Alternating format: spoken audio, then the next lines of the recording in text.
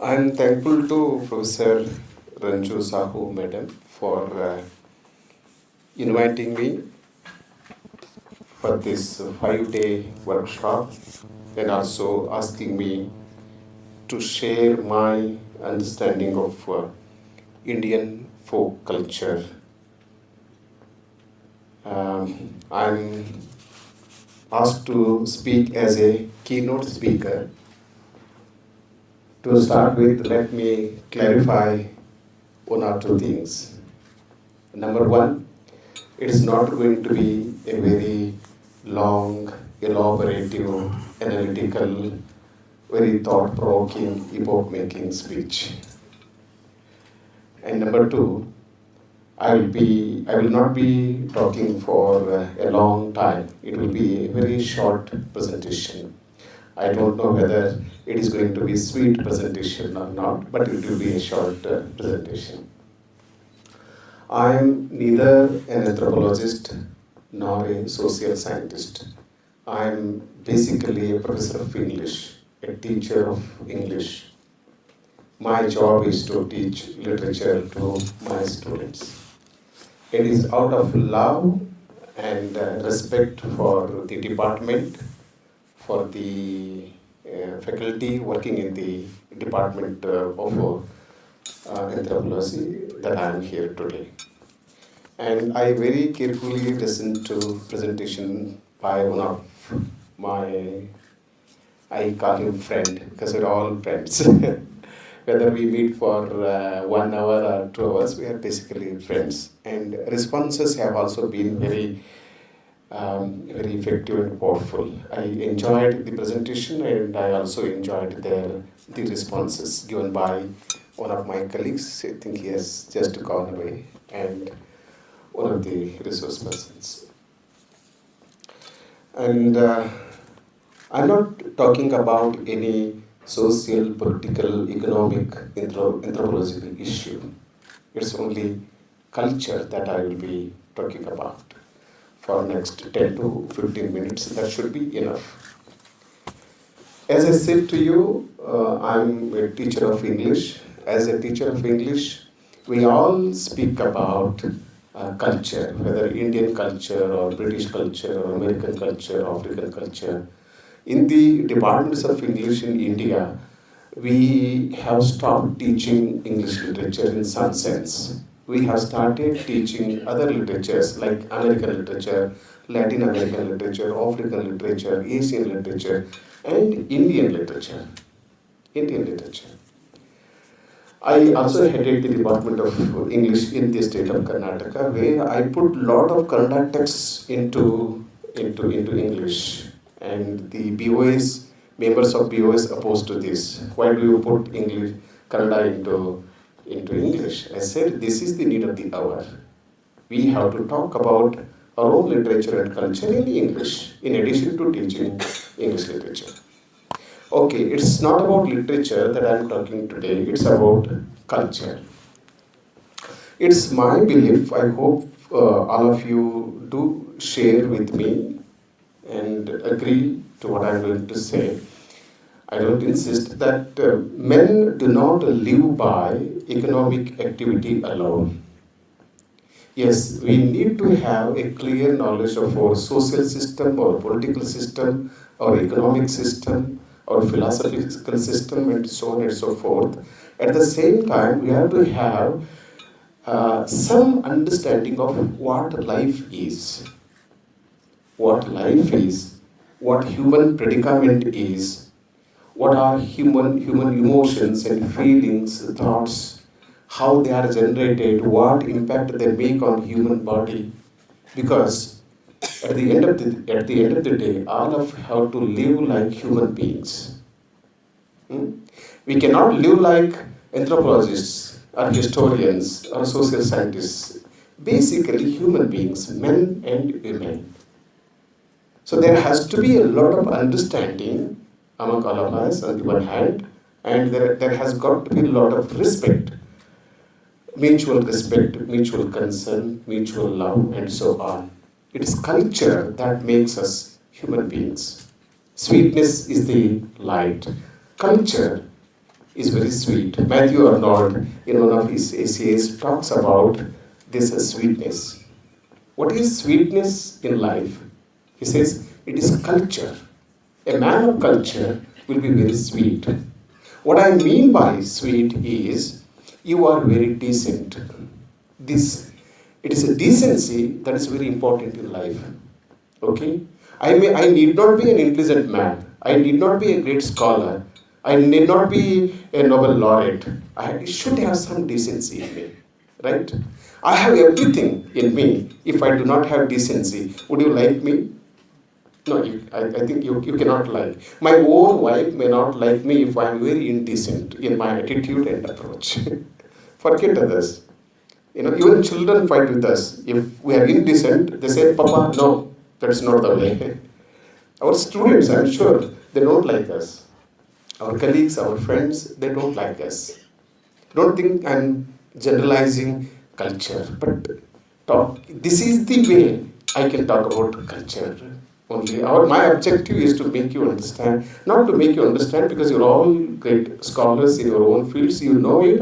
I'm just trying to draw your attention to certain things. And Tolstoy, one of the finest story writers, I have a lot of personal respect and honor for Tolstoy. Gandhi had also a lot of respect for Tolstoy. He has written a very beautiful story, What Men Live By. What Men Live By. And I tell my friends, if you want to convert or change a man, a very corrupt man, an indecent man into a decent man, a criminal into a decent man, give him 5 stories of Tolstoy. In every jail in India, the stories of Tolstoy should be distributed. I'm sure that if a criminal reads his stories very carefully, 5 to 10 stories, he will turn himself into a fine human being. Fine human being. And Tolstoy says, it is love that men live by. It is love that men live by. At the end of the day, we live because we love. That is the greatest food. Love is the greatest food. Not in an ordinary sense. Not in an ordinary sense. What men live by. And I say, culture is also very essential. We live by culture. Culture is sum total of our all traditions, customs, beliefs, rituals, religion, society. Name everything that is there in culture. Name anything that is there in culture. It is this culture that we need to talk about. And when we say Indian culture, we say Indian culture and modernity. Modernity has affected Indian culture. Okay, so what you call modernity is not an alien thing. There is modernity in India, there is also modernity in England. I just visited one country, that is England. I can't say about the whole world. About the whole world. Okay, and people, men of letters, people who work in the field of culture and so on, all over the world, they are worried about this modernity. It is destroying our culture. Africa, they say the same thing. They say the same thing. And African writers, Chinua Achebe, one of the finest writers, he said, I have decided not to write anything in English. It is a colonial language. It is a colonial language. I don't want this language. I'm against this language. He learned it, he mastered it, then he left it. Okay? Because it's not just language, it is something else. It is something else. But I cannot say that because I am a professor of English. I will lose my job if I speak against English. Technically, I can't speak against English. I'm very fortunate I have studied English. That's a different thing altogether. Yes. And modernity, we have to live with modernity. Okay? And we have to learn, we have to explore the possibilities of living with modernity. Again, globalization. globalization. We talk against globalization. Okay, it has affected. We say it has affected our culture. It has affected our tradition. It has affected our way of life. We have forgotten what is indigenous. We all say this, but can we stop this process? Can anybody in the world stop this? If we cannot stop modernity, we cannot stop globalization, we cannot also stop English, because English is no longer a foreign language, an alien language. It is an Indian language. It is one of the Indian languages. It has entered into, not just into our drawing rooms, it has entered into our kitchen and bedroom, right? it has become part and parcel of life. And how to preserve our culture, our tradition, in the context of modernity, in the context of globalization, in the context of English and so on, we need to explore the possibilities. And culture need not be studied only in the department of literature. It is also studied in the department of history, anthropology. Of course, there is something like cultural anthropology. I'm not a student of anthropology, but I have great fascination for anthropology because there is close connection between anthropology and literature. A man of letter is, in some sense, an anthropologist. Right? Because whether an anthropologist or a writer, they have to understand human predicament. And Shakespeare. So why do we love Shakespeare? Why do we go back to Shakespeare? Everybody, on some occasion, definitely talks about Shakespeare. Why? Because Shakespeare makes us understand what life is. What life is, what death is, what friendship is, again what love is. We have to go to Shakespeare. Okay, he will take us directly to life, on the one hand. On the other, he will just open a varied, interesting world right in front of our eye. He will construct a world right in front of our eye and makes us see this great drama. And about Indian culture, I don't want to go into the details. That's not required. As I said to you, it will be a very short speech. And about Indian culture, I mean folk culture. There are two cultures: mainstream culture and folk culture. About folk culture, I'll be talking about 3 minutes, and in 2 minutes, I'll tell one very interesting story and call it a day. And folk culture, there are two things about Indian folk culture. In folk culture, I mean, whether it's a folk tale or folk drama, folk song, their virtue is rewarded and vice is punished. The hero is rewarded and the villain is punished. Because in modern literature, there is nothing like villain. Only in old literature, we have a hero, as against hero, we have villain. In modern literature, we have only anti-heroes. There are no heroes and there are no villains. Duryodhana is no longer a villain, remember. Ravana is no longer a villain. He is an anti-hero. Karna is not a villain. Duryodhana is not a villain. And no Rakshasa is a villain today. They're all anti-heroes. We have changed a lot. And we need to change. We cannot think of gods and Rakshasas as binary oppositions. No. They are anti-heroes. There are qualities of hero in what you call villain. There are qualities of villain in what you call heroes. Even Satan, if there are Christians, they know it better. Even Satan is treated as an anti-hero. In 16th century, when this poem was written, great epic was written by Milton, he was treated as an utter villain. He's not an utter villain. Iago in Shakespeare is no longer a villain. So-called villains in Shakespeare are also treated, looked upon as anti-heroes. Anti-heroes. And we're all anti-heroes. Nobody is fully a hero, okay? I have everything in me. When I analyze myself, I understand what I am, or what I have done. And yes, folk culture is very specific about ethics, about values, about ethics and about values. I have now, in some sense, come to the last part of this short presentation. I'm aware that there are a lot of scholars and who are to speak in the subsequent sessions.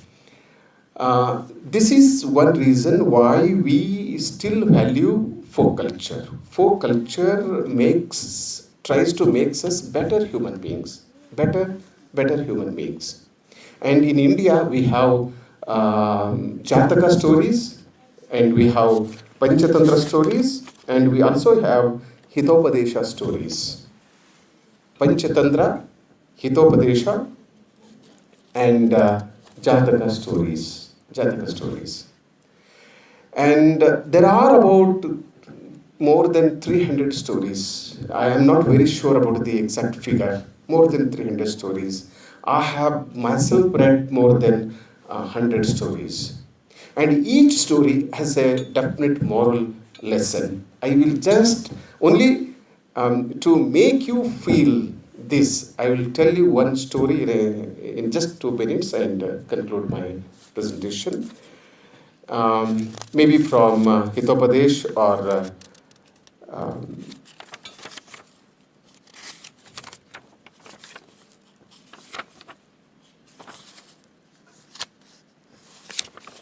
okay, it is from Hitopadesh.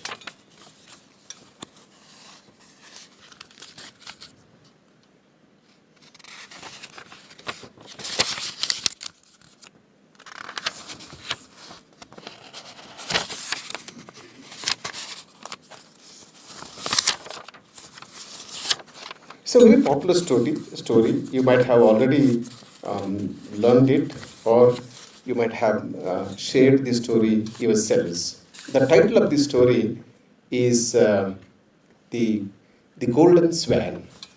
Golden Swan. Okay, even if it is repetition, kindly bear me for 2 minutes. The Golden Swan. Once upon a time, there lived a swan with golden feathers. Golden feathers. It's an interesting swan. It has golden feathers, but its heart is not gold. Heart is not gold. Very melting heart in the sense, very kind bird. It's a very kind bird, and this bird lived in a pond. In a pond. And a woman with 2 daughters was living in a house near the pond, leading a very tough life. A middle-aged woman with 2 daughters was also living in a house near the pond, and she was leading a very tough life, very poor woman. She found it very difficult to feed her 2 daughters. And the swan, which was living in the pond, used to, see the woman suffer a lot. And one day, unlike human beings, this bird begins to think about the woman. Oh my God, this woman is suffering so much, finding it difficult to feed her children, and is always crying. And I should be of some help to the lady. I should help her. Then the bird thinks, if I give them one after another my golden feather, this mother can sell them. This is what it thinks. I have golden feathers. What should I do with this? I need not sell my golden feather to feed me. I can somehow survive.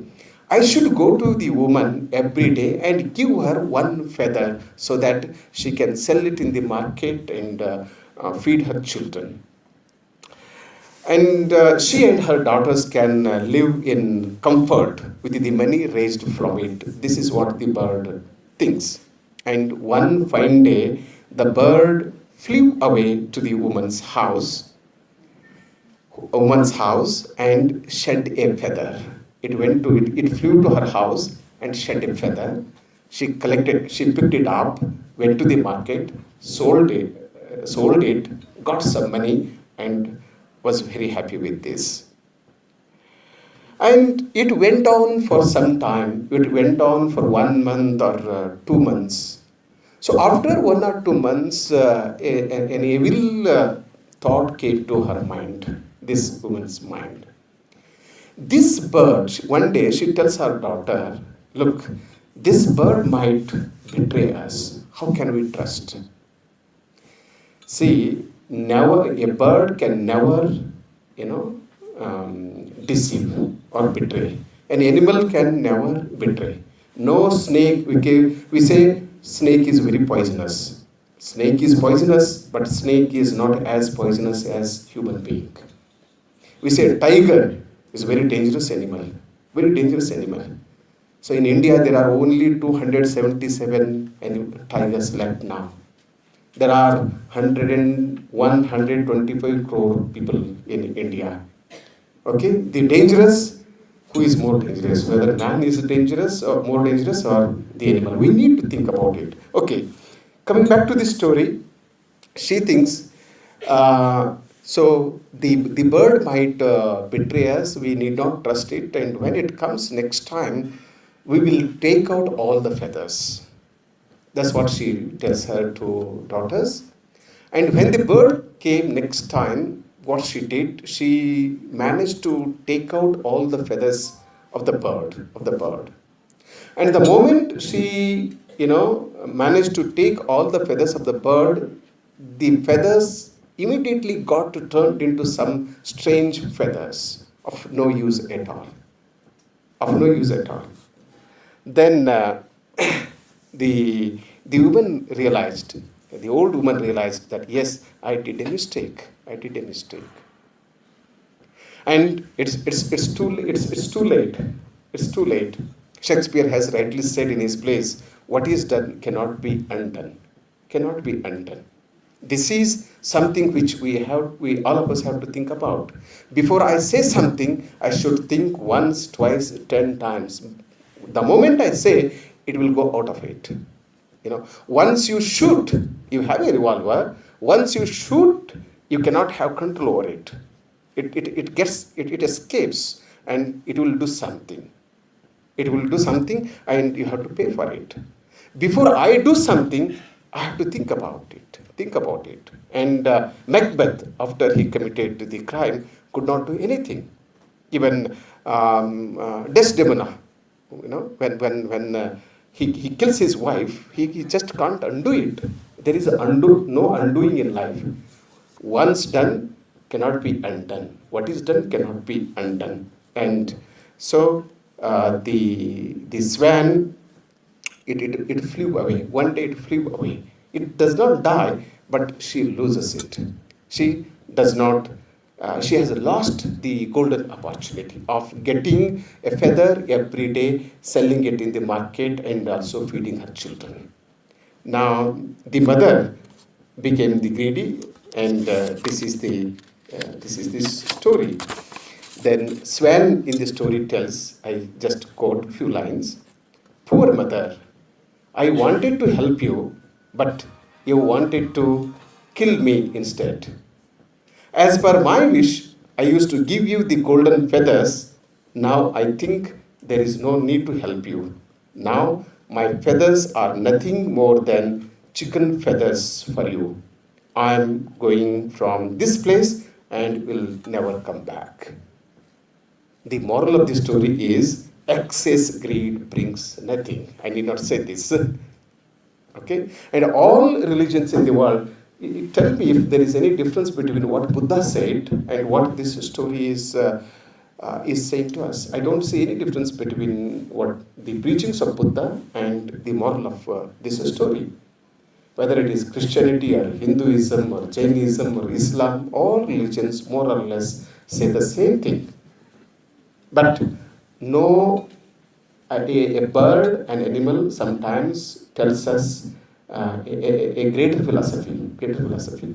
In Wordsworth, in one of his poems, writes, an impulse from a vernal wood, an impulse from a vernal wood may teach you more of man than all the sages can. Than all the sages can. Okay? He says, to me, the meanest flower gives the greatest thought. The meanest flower gives me the greatest thought. Sometimes a tree can teach us, right? A flower can teach us. A flower can tell us a greater philosophy than what the Mahabharata says or what the Bhagavad Gita says. Okay? And an animal or a bird can also preach us a lot. This is what we learn from culture, and we need culture, and because we live by money, wealth, we live by food, we also live by culture, we also live by literature, and so on. This is what I wanted to say this on this occasion. I am again thankful to the chair and to Madam and Ranju Sahu, my colleague Saubhagya, Deepa, and others. And I thank you for your patient hearing. Thank you so much.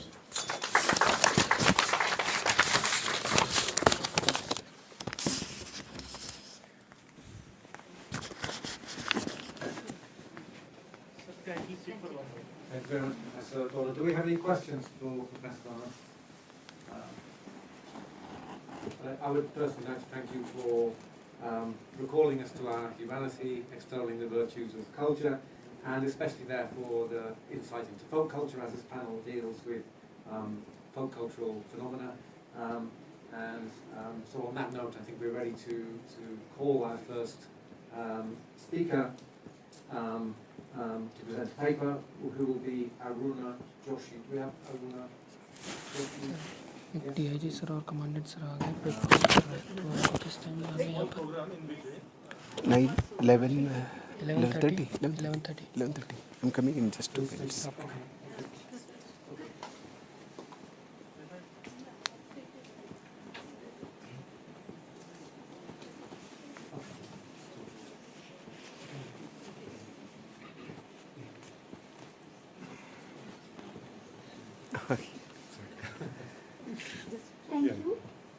Thank you for your wonderful speech, sir.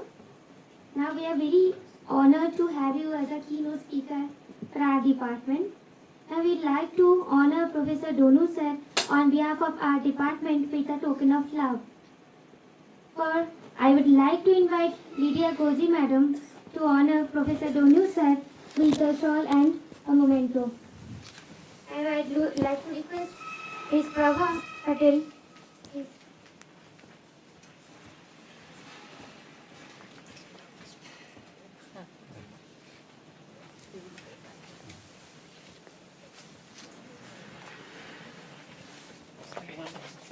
Thank you. I'm glad that.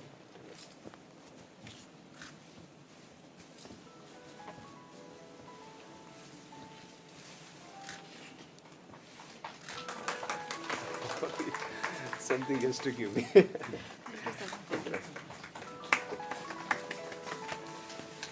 Thank you, sir. Thank you, madam. Now I'd like to honor OC sir on behalf of our department with a token of love, with a token of shawl and bouquet. So I'd like to invite Deepamani Badua madam to honor our keynote speaker with shawl and memento. For this,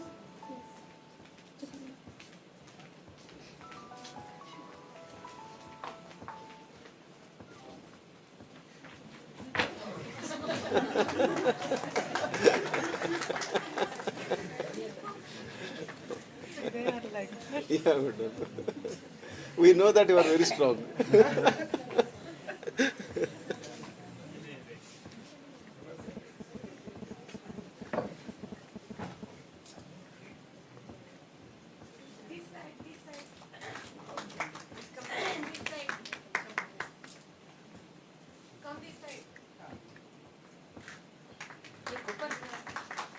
Thank you, sir. Thank you, Deepamani ma'am. Now it is the time for paper presentation. Our first presentation is Dr. Aruna Joshi ma'am. Are you here, ma'am? Please come on. Thank you.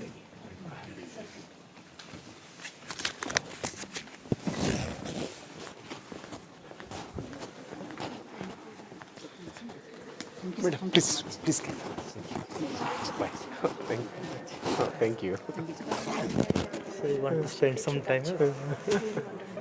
Thank you. I'll come back again in the evening. Sir, please. Sir, don't need to in dinner, sir. I'll come back again today, and tomorrow I will spend a lot of time Okay, here. thank you, sir. Thank you so much.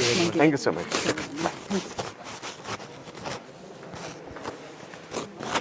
It was small and beautiful. And then what? Now, at this stage in my career, I don't see a point in giving a very long, elaborate speech and boring audience to death. Also now they don't want to become a good listener also for a long time. No, they don't listen unless you give something new or something different. Exactly. Need not be new. All academics are saying same thing all the time. So. But it was nice, sir. Thank you. We are really so blessed. Thank you. Sir, sometimes whenever you feel sir free, Okay, kindly okay. come Okay, for okay, the okay. lunch dinner. Today there is no lunch because we are going for a field work, sir. Lunch is here, sir. No, I will not come for lunch. I have a presentation. I will Dinner, join sir, you anything? dinner tomorrow. Definitely. Tomorrow. And I will attend 1 or 2 sessions also. Morning, sir. Hopefully, sir, morning. Hello, sir. Good morning, there is interest. You are from I'm from France. France, okay. He's Serge, sir, and he has done a wonderful work on archaeology. And he's making a comparative analysis of Brittany and India. How that similar structure is there in our worship centers, in our folklore, in our dance habit, in our tattoo. There is He's something having- common between you and me. When he mentioned folklore, I'll be giving you my invitation card. You please Sir share is your our, email. COE, Control of Examination. Okay. And he's a professor in English also. Okay. And one of my main topic is to be or not to be. That is a question. And nowadays the question is to have or not to have. No, you have done not, yeah. That is a big mistake of people nowadays. I would like to go through it. Why can't you share with me? Sure. Tomorrow will be, now I have some field work. I will be back in the evening.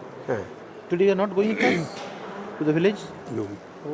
I will come in the evening. That's okay. I have some field work to go close to Galatasaray. Okay, then tomorrow morning we'll meet again. Yeah, of course. Or in evening. Which time will you be back here?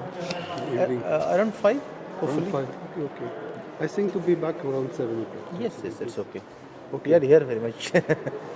बाद में मिलेंगे ओ बाद में मिलेंगे sir बिल्कुल मिलेंगे मिलेंगे बैठेंगे बात भी करेंगे thank you okay sir career will meet okay